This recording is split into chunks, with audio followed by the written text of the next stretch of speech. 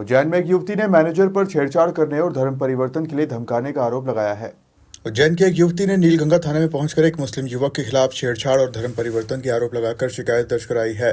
युवती का कहना है कि वह उज्जैन सनशाइन टावर पर स्थित एक सर्विस सेंटर में काम करती है और वहां के मैनेजर ने उसे पिछले 1.5 महीने से परेशान कर रखा है।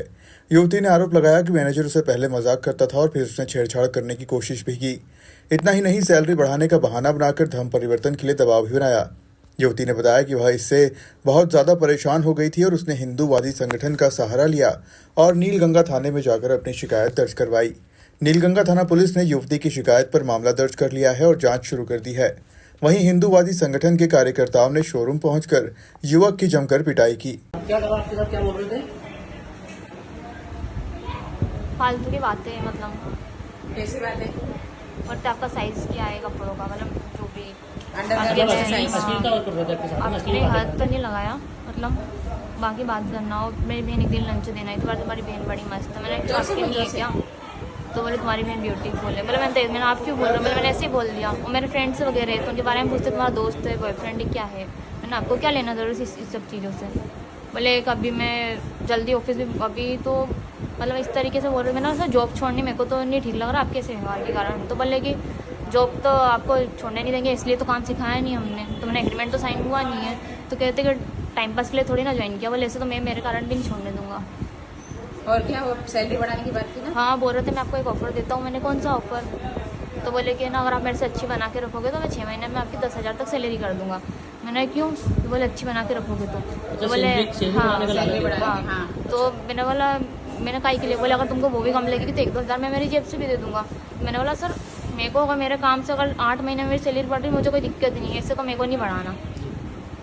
क्या नाम था उस व्यक्ति का? लड़के का नाम क्या दोनों का? सफदर, और दूसरे का? ये नहीं वो तो इनकी साथ बात में है, वो तो होंगे। साथ में। वो साथ मीन सफदर ही। में सपोर्ट देके बात कर अच्छा, रहे थे सपोर्ट अभी। देके बात वो बोलते थे कि जो लड़का उसका नाम क्या? सफदर बोल रहे थे कि सफदर, तो सफदर, ठीक है। बोल रहे थे पूरा कि नाम पता बाकी है?